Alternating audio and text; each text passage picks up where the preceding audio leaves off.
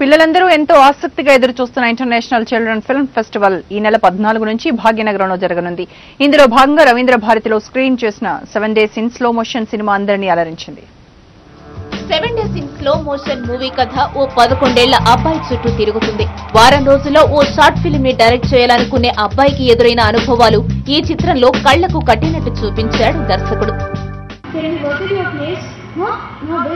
My father is busy working on a famous big project and Kotilla sister. She's beautiful. She'll be great. Besides, we don't know any other girl will talk to us. It'll have to be Saleha. Yes. Hyderabad based అబ్బాయి మీద ఒక middle class అబ్బాయి మీద English movie అండి. Middle class అబ్బాయి తన dreams ఎలా fulfil చేసుకుంటాడు అనేది మూవీ. ఒక సినిమా తీద్దాం అనుకుంటాడు. 11 years old కిడ్ ఒక సినిమా తీద్దాం అనుకుంటాడు. సినిమాలో సో యాక్చువల్గా స్టోరీ చెప్పకూడదు. ఆ సినిమా తీద్దాం అనుకుని ఆ సినిమాని ఎలా తీస్తాడు, ఇంట్లో వాళ్ళు చదువు అని ప్రెషర్ పెట్టినా కూడా ఆ సినిమాని ఎట్లా తీస్తాడు అనేది సినిమా. డైరెక్టర్ నుంచి కాస్టింగ్ వరకు అందరూ తెలుగు వారే కావడం ఈ సినిమా మరో ప్రత్యేకత.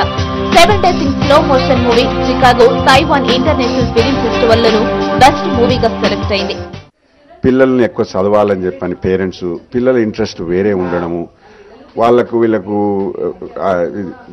అర్థం కాక వీళ్ళ గోల వాళ్ళకి అర్థం కాదు, వాళ్ళ గోల వీళ్ళకి అర్థం కాదు అన్నట్ల ఉన్న టాలెంట్ను ఎలా చంపేస్తున్నారో పిల్లల్లో ఉన్న టాలెంట్ని అని చెప్పని అదొకటి. పేరెంట్స్కు మంచి నేర్చుకునే లెసన్ ఉంది ఇందులో. చిల్డ్రన్స్ కూడా పేరెంట్స్ కూడా అర్థం చేసుకునే లెసన్ అనేది. ఇలాంటి ఎన్నో అద్భుత సినిమాలను ఒకే వేదికపైకి తీసుకురానున్న international children film festival Bhagyanagar వాసులను మరింత అలరించనుంది.